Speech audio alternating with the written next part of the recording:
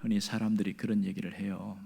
사람이 올라가기는 힘들지만 내려오는 것은 순식간입니다. 이렇게 이야기합니다. 돈 버는 것은 어려워도 돈 쓰는 것은 굉장히 쉬운 것 같습니다.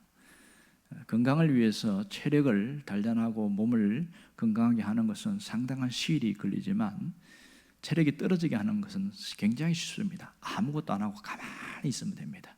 침대에만 가만히 있어도 근육이 저절로 빠지는 사람을 봤습니다. 사람과 사람 사이에 신뢰관계를 형성하는 것은 상당히 오랜 시간이 걸립니다. 서로 믿을 수 있는 관계가 되려면 시간이 걸려요. 그러나 신뢰를 깨트리는 것은 단 한 사건으로 끝나버립니다. 그러니 뭔가를 쌓아나가는 것은 상당히 어렵고 떨어지는 것은 순식간이라는 것을 알 수 있지요. 가장 안타까운 것은 높은 자리에 올라갔다가 인생의 밑바닥으로 떨어지는 사람들을 볼 때 참 마음이 아픕니다. 지위도 잃고 명성도 잃고 건강도 잃고 물질도 잃어버릴 때에 그때 드는 생각이 사람들이 높은 자리에 올라간 만큼 비참함을 견디지 못해서 극단적 선택을 여러 번 생각한답니다. 그러다가 시도한 사람은 생을 달리하게 되어지고 거기서 다시 정신을 차린 사람은 다시 살아가고 그런 경우가 현실적으로 굉장히 많이 있죠. 어떤 분은 그런 얘기 하더라고요. 내가 인생의 밑바닥입니다. 이렇게 이야기하는데 어떤 분이 밑바닥 밑에 지하실이 있습니다. 이런 얘기를 합니다. 얼마나 충격적인지 삶이 그만큼 어렵다는 얘기죠. 오늘 이 인생의 밑바닥에 있는 한 사람을 보게 되는데 가장 치욕적인 삶을 살았던 그 한 사람이 나옵니다. 바로 삼손이라는 사람입니다. 저는 지금 여러 편 삼손에 대해서 이번에 한 20번째 되면 될 것 같아요. 설교를 했습니다만은 이 삼손을 볼 때마다 두 가지를 보게 되어져요. 왜 이렇게 살아야만 했을까? 또 하나는 하나님의 놓치지 않는 하나님의 모습을 보게 되었습니다. 오늘 우리가 읽은 이 삼손의 모습은 인생의 가장 밑바닥에 추락한 그 비참한 모습을 보고 있어요. 이 삼손이 어떤 사람입니까? 사사들 중에서 가장 강력한 능력을 가진 세상에서 보면 신적인 능력이 탁월한 자였고 누구도 흉내낼 수 없는 그런 자였습니다. 그리고 그는 가는 곳마다 모두가 승승장구하는 그런 힘을 가진 자였습니다. 그런데 그가 깨닫지 못한 게 뭐예요? 그 힘이 자기에게서 있는 줄 알았어요. 그 힘을 하나님에게서 빌려서 썼다는 것을 놓쳤단 말입니다. 이것이 가장 뼈아픈 이야기였습니다. 이 삼손이 잡혀서 두 눈이 빼이고 그리고 쇠사슬, 노사슬에 묶여서 지하 감옥에 들어가서 거기서 연자맷돌을 돌리고 있습니다. 당나귀가 돌리는 그 연자맷돌, 곡식방아를 찢는 그 연자맷돌 돌리면서 보내고 하루는 이 다곤의 축제일에 삼손을 제주 부리는 곰처럼 끌려 나옵니다. 많은 사람들이 환호하는 다곤 신전에 2층으로 된 다곤 신전 있잖아요. 아마 중2층 이렇게 된 모양인데 어떤 지붕까지 올라갔으니까 얼마나 많은 모였습니까? 고관 대작들이 한 3,000명, 어쩌면 5,000 이상 모였다고 그래요. 엄청난 숫자가 모였는데 거기에서 이 삼손이 제주 부리는 걸 봅니다. 두 눈을 빼이고 머리가 다 밀리고 아주 쇠사슬에 노사슬에 묶여있는 그 모습으로 얼마나 비참합니까? 그런 모습으로 나타나는데 그때 삼손이 하나님 앞에 기도를 합니다. 그것이 오늘 28절 내용이지요. 28절에 보면 여호와께 부르짖는데 딱 두 가지 이야기합니다. 하나는 하나님 나를 생각해 주세요. 그렇게 기도합니다. 또 하나는 이번만 나를 강하게 해주세요. 그래서 내 눈을 뺀 이 블레셋 사람들 원수를 단번에 갚을 수 있도록 도와주세요. 이 기도를 합니다. 자, 삼손의 부르짖는 이 기도에 보면 특별한 부분이 보이는데 이번만 나를 강하게 하사, 이 부분을 오늘 우리가 주목해 봐야 됩니다. 자, 이번만이라는 단어는 생사를 거는 기도입니다. 단 한 번에 보세요. 죽음을 담보로 하는 그 생사를 거는 기도. 이번에 모욕당한 그것을 다 되갚을 수 있게 해주세요. 그리고 밑에 끝에 보면 단번에 이런 단어가 나와요. 단 한 번의 기회밖에 없어요. 이게 마지막 기회죠.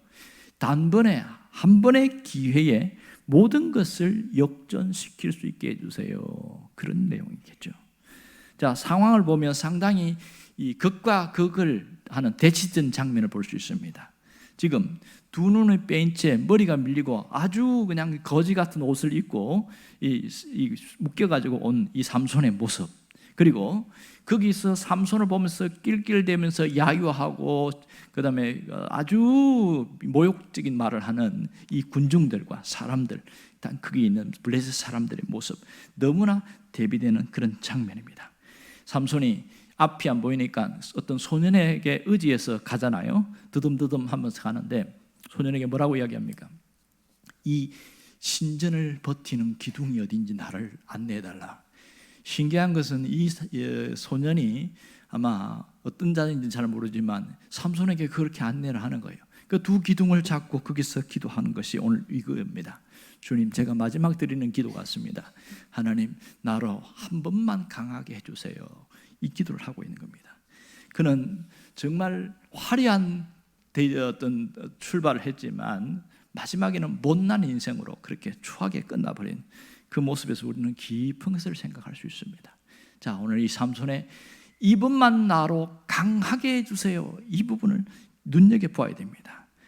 자신이 어리석게 살았던 이 과거에 대해서 후회가 그 속에 담겨 있고요. 또 내 인생의 사명을 잃어버렸는데 그 사명을 다시 되찾은 사명에 대한 의식이 그 속에 있습니다. 이분만 나로 강하게 해주세요. 그것은 마지막 내 사명을 제대로 감당하게 해주세요. 그 뜻이 그 속에 있습니다. 삼손은 자기 인생에서 하나님의 사명을 따라 사는 것이 귀찮고 힘들고 어렵다고 생각했어요. 그래서 그걸 밀어낸 것 같아요.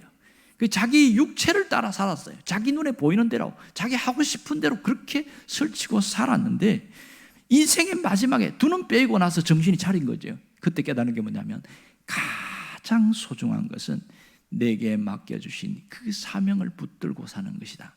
그는 그걸 깨달았던 것이지요. 그는 비참한 자리에서 뼈저리게 느끼게 된 겁니다. 참 안타까운 것은 바로 이겁니다. 오늘 성경에 보면 이 삼손이 20년 동안 사사로 활동했다 이렇게 말합니다. 그의 삶을 보면 그렇게 하나님을 위해서 뭔가 특별한 많은 일을 한 건 나타나지 않아요. 삶에는 수많은 허점투성이고 실패투성이고 죄투성이로 만신창이가 되어 있는 그러한 모습 속에서 결국은 그는 아무것도 보지 못했습니다. 자기 앞에 있는 걸 보면서 뒤에 있는 어마어마한 그 블레셋 사람들의 계획과 음모를 보지 못하고 단 한 번의 결정적인 비밀을 누설함으로써 무너지기 시작했던 것이죠. 그는 그때는 몰랐어요. 자기 힘이, 자기가 가진 것이 끝까지 갈 것이다 이렇게 생각했습니다. 이렇게까지 무너질 것을 알았다면 절대로 이렇게 행동하지 않았겠죠. 그는 마지막에 하나님을 함께 하심을 깨닫게 되었습니다. 그게 뭐예요? 머리털이 자란 거였습니다. 머리를 싹 밀었잖아요. 머리털이 자랐습니다. 왜 머리 밀었는지 아시죠? 삼손의 능력의 근원은 머리털에서 나온다. 블레셋 사람들 그렇게 본 거예요. 실제로 머리털을 밀으니까 그렇게 힘이 없어졌으니까. 사실은 머리털 자체에 힘 있는 것이 아니고 이 머리털은 하나님이 계심, 하나님의 임재에 대한 상징이었어요.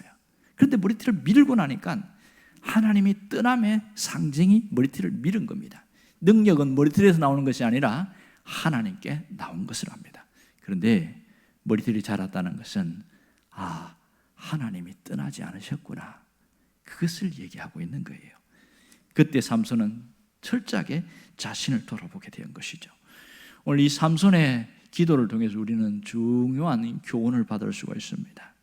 우리는 살다 보면 여러 가지 뼈아픈 실수와 힘든 그런 고통의 시간들을 보내고 후회와 아픔이 많은데, 그런다 할지라도 그 인생에서 하나님을 붙들면 다시 일어날 수 있다는 사실입니다. 우리가 죄와 실패로 좌절된 낭비된 인생을 살지 말고 다시 하나님을 붙드는 사명 인생을 살라는 것이 삼손을 통해서 보여주는 메시지입니다. 하나님을 붙든 사람은요, 생명이 끝나지 않는 한 그 사람의 사명도 끝나지 않는다는 것을 잊지 않기를 바랍니다. 생명이 끝나지 않는 한 사명도 끝나지 않는다. 이것을 새기는 사람은 하나님 붙들고 일어서게 되죠. 여러분, 바라기는 버려진 인생을 살지 말고 가치 있는 인생, 허비하는 인생을 살지 말고 남기는 인생을 살아갈 수 있기를 바랍니다. 그것이 뭐예요? 하나님을 붙들 때 그러한 삶이 나타나는 것이죠. 인생의 성공은 얼마를 가졌나에 있지 않고 얼마나 주님 앞에서 가치 있게 살았느냐에 있다는 것을 알아야 합니다. 이번만 나를 강하게 해주세요. 이번만 나를 강하게 해주세요.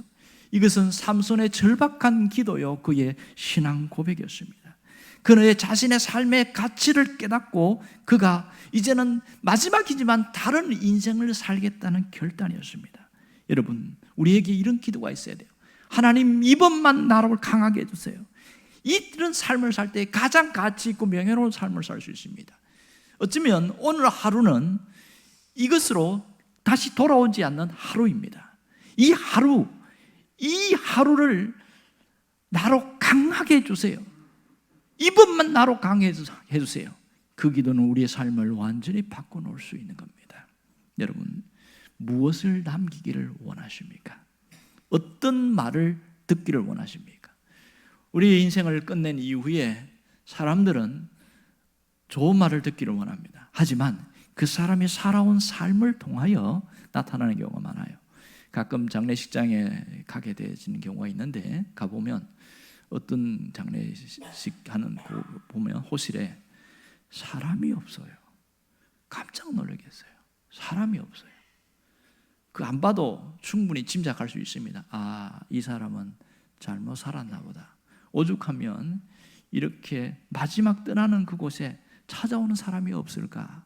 그 쓸쓸하게 장례식을 하는 거 보면서 마음이 다시 한번 생각하게 됐습니다. 이렇게 살면 안 되지 하는 마음을 갖게 됐습니다. 아일랜드의 유명한 극작가이기도 하고 배우기도 한 버나드 쇼라는 사람이 있습니다. 이 사람이 죽었는데 묘비명에 희한해요. 우물쭈물 하다가 내가 이렇게 될 줄 알았어. 이렇게 쓰라고 해갖고 진짜 그 써놨어요. 이 말이 명언이 돼가지고 명언록에 기록되어 있습니다. 우물쭈물 하다가 내 이럴 줄 알았어. 아주 유머스럽게 그렇게 써놓은 거예요.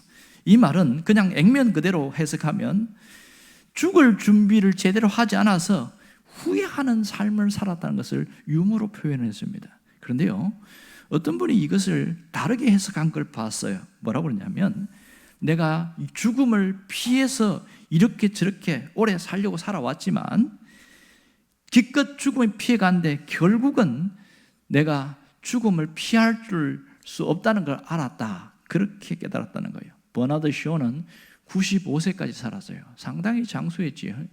그런데 끝까지 마지막 죽음 앞에까지 유머를 잃지 않은 그런 사람이었습니다.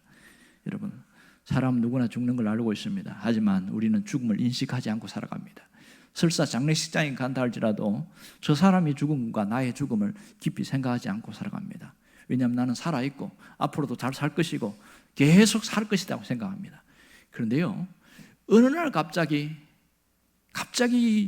병원에 가는 그런 일들이 생기더라고요. 진짜 지혜로운 사람 어떤 사람인 줄 아세요? 나의 죽음을 잊지 않고 오늘을 살아가는 사람입니다. 오늘 이 삼손이 정말 자기가 무너질 수 있다는 것을 알고 자기도 이렇게 순간 죽을 수 있다는 걸 알았다면 그렇게 살지 않았을 거예요. 그렇게 안타깝게 살지 않았을 겁니다. 분명한 것은 사람들은 한 생을 살아갑니다. 어떻게 살아가느냐, 그것은 하나님이 정하는 것이 아니고 우리의 선택과 결정에 나타납니다. 어떤 분들은 뭔가를 잡기 위해서, 어떤 분들은 뭔가를 모으기 위해서, 채우기 위해서 그렇게 아등바등 살아가요. 어떤 분은 자기가 작은 걸 갖고 실컷 쓰고 낭비하고 누리기 위해서 살아가요. 그 자체가 나쁜 건 아니지요. 다 좋은 거예요. 문제는 그 삶의 끝이 아름답느냐 하는 거예요. 그 삶의 끝이 허무하고 비참하게 끝난다, 이것처럼 비극이 없는 것이죠. 사람이 마지막에 허무와 절망과 좌절과 공허와 우울로 빠진다면 이 사람은 정말 인생을 잘못 살아가는 겁니다. 지금 살아있을 때, 건강할 때 모든 게 잘 될 줄 알지만 그렇지 않다는 것을 알게 되어집니다. 여러분, 내가 오늘 하루가 소중함을 늘 놓치지 않아야 합니다. 오늘 하루의 소중함, 이걸 삼손을 통해서 깨달아야 됩니다. 나의 삶은 가치가 있고 이 가치 있는 생애를 소중히 여기며 나아갈 때에 인생은 달라진다는 걸 알아야 됩니다. 여러분은 어떻게 살기를 원하십니까? 생존을 위하여 살지 말고 생명을 위해서 살아가기를 원합니다. 생존을 위해 살지 말고 사명을 위해서 살아갈 수 있길 바랍니다. 죽어가는 그런 인생을 살지 말고 살아가는, 사람을 살리는 그런 인생을 살기를 바랍니다. 가장 안타까운 것은 자기를 낭비하는 인생입니다. 소비하는 인생이에요. 그냥 자기의 수명도 건강도 다 소비합니다. 이분은 얼마든지 건강하게 살 수 있고 오래 살 수 있고 행복하게 살 수 있는데 불행하게 살아가는 거예요. 이게 낭비하는 인생이거든요. 돈만 낭비하는 것이 아니고 자신의 마음을 갉아먹고 화목해야 될 가정에 계속 분쟁과 불화와 그 지옥 같은 삶이 있다면 그 가정은 낭비하는 인생이죠. 여러분, 가장 소중한 인생은 누리는 인생이고요, 남기는 인생입니다. 남길 줄 알아야 됩니다. 뭘 남기기를 원하십니까? 여러분, 우리가 버려지는 인생이 아니라 가치 있는 인생을 사는 것, 이것이 하나님이 우리에게 원하는 거 아니겠어요? 그래서 사람들을 보면 아까 생존을 이야기했는데 두 종류가 있습니다. 생존을 위해서 살아가는 사람이 있습니다. 이거는 본능이겠지요. 먹고 살기 위해서 그렇게 해야 되니까. 그것만이 인생의 끝은 아닙니다. 전부는 아니지요. 생존을 위해 살아가는 사람은 그 끝의 정점에서 생존을 위해서 살았기 때문에 그 끝은 행복이 아니라 비극이 그를 기다리고 있습니다. 하지만 생존을 넘어서 사명을 위해서 살아가는 사람에게는 그 끝에 보람됨과 삶의 의미와 가치와 행복함이 기다리고 있습니다. 신앙인들은요, 생존을 위해서 살지 않아야 합니다. 그 너머에 사명을 위해서 살아야 됩니다. 분명한 것은 사명을 발견한 사람은요, 다르게 살아갑니다. 세상 사람들은 허리멍덩하고 흐지부지 살고 자기 일을 위하여 살아가는 그런 삶을 살지 않아요. 삶의 우선순위가 분명하고 한 방향을 위해서 가요. 왔다 갔다 하지 않고요, 이렇게 막 이렇게 롤러코스터를 타듯이 그렇게 살지 않아요. 한 방향으로 가요. 여러분, 사명이 뭡니까? 사명하면 굉장히 부담스럽게 생각합니다. 사명이 뭐냐? 가장 기본적으로 내가 살아야 할 이유가 사명입니다. 살아야 할 이유를 모르는 사람은요, 굉장히 불행해요. 학생들에게, 공부하는 학생들, 너 왜 공부하니? 몰라요, 이러는 거예요. 그럼 너 꿈이 뭐니? 몰라요. 앞으로 뭐가 되고 싶니? 몰라요. 자기가 왜 살아야 되는지, 왜 공부하는지 모른다는 거예요. 이게 현실이거든요. 깊이 고민하지 않았거든요. 열심히 돈을 벌고 그래서 가정을 꾸리고 그렇게 살아가는데 왜 삽니까? 물어보면 명쾌하게 대답 못하는 사람이 상당히 많습니다. 그냥 주어진 대로 살아온 것이죠. 이런 삶은 다르게 살지 않아요. 사명을 붙든 사람이 다르게 살아가는 겁니다. 내가 살아야 될 이유가 있는 사람은요, 죽음 앞에서 버텨냅니다. 그거 여러분 종종 보신 적 있지요? 가끔 그 죽음, 숨이 이제 넘어가려고 하는데 돌아가시질 않는 거예요. 하루가 지났는데 돌아가시잖아요. 이틀이 지났는데 돌아가잖아요. 막 굉장히 힘겹게 이게 호흡을 하는데 이 산소호흡기 끼고도 그렇게 힘들게 하는 거예요. 곧 돌아가실 것 같은데 안 죽습니다. 왜 그런가 봤더니 미국에 있는 막내 아들 마지막 보기 위해서 그 자기 생명을 붙들고 있는 거예요. 그래갖고 그 아들이 오는데 이제 택시 타고 오는데 너무 시간이 많이 걸리는 거예요. 공항에서 오는데. 그러니까 전화기로 갖고 이제 붙들면서 이제 통화를 했어요.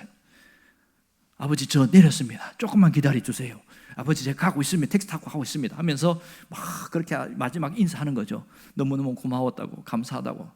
이렇게 산소호흡 끼면서 그냥 있는데 눈물을 쭉 흘리는 거예요. 그리고 통화 끝나자 숨이 딱 멎었습니다.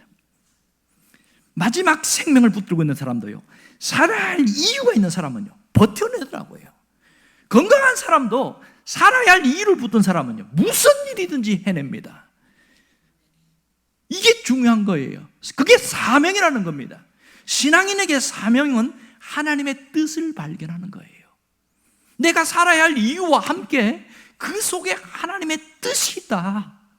그 뜻을 발견하고 나가는 것이 사명입니다. 사도 바울이 기독교로 개종한 이후에 그가 이렇게 이야기하잖아요. 주 예수께 받은 사명, 이렇게 이야기하잖아요. 사명은 내가 만든 게 아니라 하나님이 내게 깨닫게 주시는 거예요. 내가 이 땅에서 왜 살아야 하는지, 신앙인으로서 어떻게 살아야 되는지, 무엇을 하면 살아야 되는지, 그걸 깨닫게 해주는 것이 사명입니다. 정말 돈 많이 벌고 집 넓히고 좋은 차 사고 이것이 살아야 할 이유라는 사람은 그 사람은 반드시 무너지게 되어 있습니다. 그거는 생존이지요, 사명이 아니에요. 내가 살아야 할 이유를 명확하게 붙들 수 있어야 그 사람이 가장 가치 있는 인생을 살아갈 수 있습니다. 여러분, 인생의 목적이 뭐냐고 물어보면, 왜 사냐고 물어보면 대답할 이유를 가질 수 있기를 바랍니다. 내가 살아가는 이유는 이것 때문입니다. 이렇게 대답할 수 있어야 됩니다. 여러분, 우리가 종종 놓쳐버린 게 뭔지 아세요? 하나님이에요. 하나님의 존재를 놓치고 살아요. 참 아이러니하죠. 불신자들이 하나님을 놓친다는 것은 당연한 거예요. 그런데 신자들이 하나님을 잃어버리고 살아가는 경우 굉장히 많아요. 이 무슨 얘기인지 아세요? 하나님을 부정한다는 그런 게 아니에요. 하나님이 살아계신 것을 인정하고 살아가요.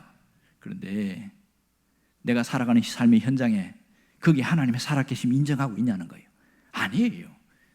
대부분 많은 사람들이 하나님의 존재를 예배당 안에서만 인식하고 살아갑니다. 삶의 현장에 가서 하나님을 인식하고 살아가는 사람은 소수의 사람들입니다. 훈련된 사람들만 그렇게 살아가요.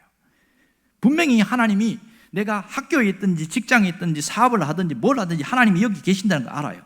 그런데 그것을 인식하고 살아가는 사람과 그냥 하나님이 있다고 생각하고 살아가는 사람은 확연하게 차이가 나는 거예요. 하나님의 함께 하심을 깨닫는 사람은 삶이 새로워진다는 것을 잊지 않기를 바랍니다. 삼손이 이렇게 몰락하게 된 이유 중에 하나가 이겁니다. 그는 하나님의 존재를 잃어버리고 살았습니다.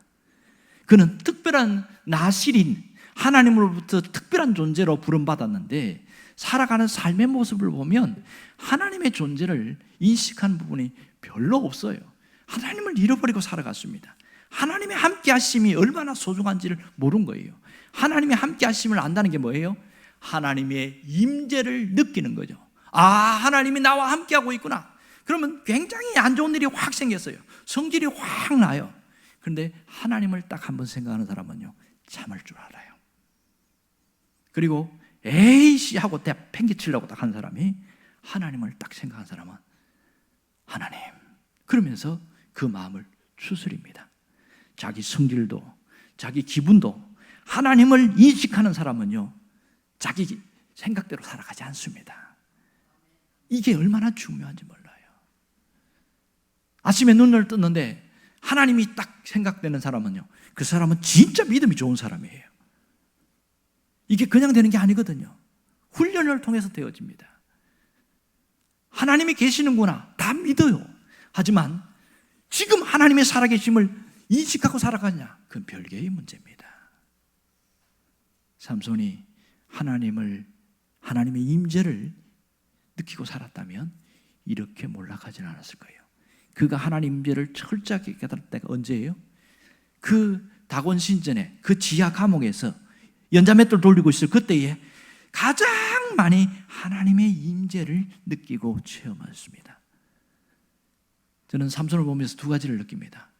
하나는 망하기 전에, 건강할 때에, 몰락하기 전에 하나님의 임재를 느끼고 그렇게 살았으면 얼마나 좋았을까. 또 하나는 이렇게 가장 비참한 속에서도 하나님을 잃어버리지 않은 것이 삼손의 위대함입니다. 여러분, 히브리서 11장에 보면 믿음의 사람들이 나오죠. 제일 먼저 아벨이 나오고 에녹이 나오고 또 아브라함이 나오고 그 믿음의 사람들이 쭉 나옵니다. 그런데 뒤에 가면요, 삼손도 나와요. 이해되지 않잖아요. 삼손이 한 거 보면 저 인간은 뭐 신앙적으로 살기보다는 뭐 세상적으로 살고 하나님을 위해 살기보다는 자기 유익을 위해 살고 이런 사람이 믿음의 사람이라고 말할 수 있어? 그런 의문점이 생긴단 말이에요. 그런데 성경은 허투루 쓰지 않는 거 아시지요? 왜 삼손이 믿음의 사람의 반열에 올라갔을까요? 마지막에 하나님을 붙들었어요. 하나님의 임재하심을 느끼면서 마지막에 그 사명을 붙들었습니다. 그것이 그의 마지막을, 그의 삶을 완전히 바꾸어 놓았습니다. 우리도요, 살다 보면은 실수도 하고 죄도 짓고 잘못된 길로 갈 때가 많아요. 그래서 내가 잘못된 길로 가면 제일 먼저 두 가지 반응이 나옵니다. 하나는 교회 나오기 싫어져요. 또 하나는 목사님 만나는 게 싫어져요. 전화도 받기 싫어요. 이게 현상이에요. 왜?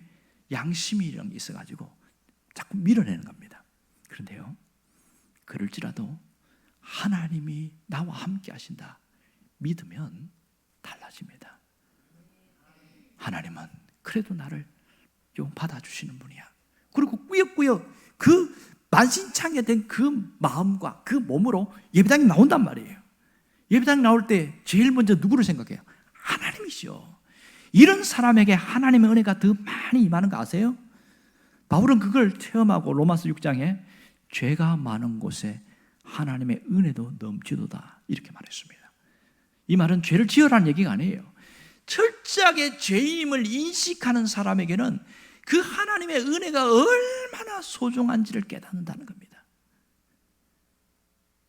가장 나쁜 건 뭔지 아냐면 자기가 잘못하고 밀어내는 거예요. 하나님도 밀어내고 교회도 밀어내고 목사도 밀어내고 자기 마음대로 살아가는 거예요. 편하긴 참 편하죠. 마음대로 살아가면. 그런데 뭐가 없는 줄 아세요? 하나님의 보호막이 없어요. 하나님의 보장하심이 없어요. 하나님의 역사하심이 없습니다. 인생을 광야에서 살아가는 것처럼 살아갑니다. 그 인생이 처음에는 편하고 자유로운 것 같죠? 망가지고 무너지고 박살나버립니다. 비참하고 처량한 인생으로 완전히 끝납니다. 그게 우리 현실입니다. 특히 신앙인들에게, 하나님을 믿는 사람들에게 하나님의 보호막이 떠나버리면 그처럼 비참한 인생이 없는 거 아시죠? 언젠가도 그런 얘기 했잖아요. 민수기 21장 22장에 보면 그 얘기 나옵니다. 이스라엘 백성들이 광야 살면서 너무 지겹고 힘든 거예요. 그래가지고 막 불평을 했어요. 원망하고 불평하고. 내 광야 한번 가봤더니 불평할 만하더만. 세상에 물을 먹을 수도 없고 음식도 못 먹어. 모래바람이 하도 심하니까 내가 지금 이 도시락 하나 먹는데 밥을 먹는 건지 모래를 먹는 건지 모르겠어요. 너무너무 그 자체가 힘들어요. 그걸로 불평할 만해. 그럼에도 불구하고 불평하고 원망하는 것이 계속 반복되니까 하나님이 뭘 거둔 줄 아세요? 보호막을 싹 걷어버렸어요. 그랬더니 무슨 일이 생긴 줄 압니까? 거기에 있는 수많은 불뱀이라니까 막 불이 활활 타는 뱀이 아니고 독이 많아가지고 뻘겋게 달아온 불처럼 달아오는 뱀이 독사하는데 그 불뱀입니다. 그 불뱀들이 하나님이 보호막 거두니까 이야 신났다. 불뱀 정갈들 막 튀어나와가지고 여기저기서 다 물고 그럽니다. 여러분, 내 삶에 아무 문제가 없는 게 얼마나 행복한 건지 아세요? 내 삶에 어떤 사고도 없고 어려움도 없고 병도 안 걸리고 이게 하나님의 보호막 때문에 있다는 것을 잊지 않기를 부탁합니다. 하나님의 임재하심 속에 있기 때문에, 하나님의 역사하심을 깨닫기 때문에 문제없이 흘러가는 거예요. 가장 좋은 삶은 아무런 문제 없이 물 흐르듯이 흘러가는 삶, 이게 하나님의 보장된 삶의 보호막 속에 있는 은혜임을 잊지 않기를 바랍니다. 삼손은 마지막에 하나님과 함께 하심을 철저하게 깨닫고 하나님의 임재하심을 놓지 않으려고 그렇게 애를 썼습니다. 그렇다면 삼손이 마지막에 한 기도만 성경에 기록됐지만 그가 지하 감옥에서 노사슬에 묶여있을 때에도 하나님을 느꼈겠지요. 끊임없이 한 기도가 오늘 마지막에 그 다곤 신전에서 나타납니다. 그게 뭐예요? 이번만 나를 강하게 해주세요. 이번만 나를 강하게 해주세요. 오늘 하루 나를 강하게 해주세요. 이게 여러분의 기도가 되기를 바랍니다. 이 일에 하나님 나를 강하게 해주세요. 여러분, 이 기도가 삼손의 인생을 완전히 되바꾸어 놓았습니다. 이것이 마지막 사명을 놓치지 않은 자의 모습이었습니다. 마지막까지 하나님 앞에서 살아간 사람의 모습입니다. 그래서요, 삼손에 대한 마지막 평가가 30절에 나오는데 뭐라고 이야기한 줄 압니까? 삼손이 죽을 때에 죽인 자가 살아있을 때에 죽인 자보다 더욱 많았더라. 단순히 숫자가 많았다는 것을 의미하지 않습니다. 이것은 처음 삼손에게 주신 사명, 하나님이 그걸 기억하고 살아가게, 마지막에 그렇게 대미를 장식하게 해줬다는 거예요. 삼손이 태어났을 때에 그 부모에게 하나님이 뭐라고 했냐면, 얘는 특별한 애다. 그래서 머리에 삭도도 밀지 말고 포도주 독주도 마시지 말고 시체도 만지지 말게 나시린으로 평생 나시린으로 살게 해라. 그렇게 얘기했거든요. 사사기 13장에 보면, 그런데 그 뒤에 뭐라고 이야기하냐면 이렇게 말합니다. 그가 블레셋 사람의 손에서 이스라엘을 구원하기 시작하리라. 블레셋 사람의 손에서 이스라엘을 구원할 자가 될 것이다. 하나님이 그렇게 이야기했습니다. 그런데 마지막 죽을 때에 어마어마한 고관 대작들, 거기 있는 그 5 방백들이 다 왕들이잖아요. 그리고 거기 있는 수많은 신하들이 그 다곤 신전에서 와르르 다 무너져 죽어버렸습니다. 그래서 블레셋이 그때 상당히 쇠약해졌다, 나라가. 그런 얘기가 있어요. 근데 여기서는 삼손의 인생에 대해서 이분만 나를 강하게 해주세요 하면서 했을 때 죽인 자에 대해서 처음 하나님이 주신 사명을 마지막까지 완수한 자다, 그 얘기를 하고 있는 겁니다. 하나님은 신실하신 분입니다. 그의 가장 절박한 기도 속에도 하나님이 응답하셨다는 것을 잊지 않기를 바랍니다. 그럼 우리가 어떻게 살아야 할까요? 오늘이 나의 마지막 날인 것처럼 살아갈 수 있기를 바랍니다. 오늘이 하나님이 내게 주신 마지막 날인 것처럼 소중히 여기며 살아갈 수 있기를 바랍니다. 이런 사람은 결코 낭비하지 않습니다. 결코 허비하는 인생 살지 않아요. 이 살아있을 때 내가 주님을 위해 살아야지, 살아있을 때 뭔가 하나님을 위해서 뭔가 하나님 드리는 삶을 살아야지, 그러한 결단이 있거든요. 그럴 때에 놀라운 일이 생긴 겁니다. 이 삼손의 기도 속에 보면 특이한 게 뭐냐면 주 여호와여 이렇게 말합니다. 주 여호와여. 주라는 게 뭡니까? 아도나이죠.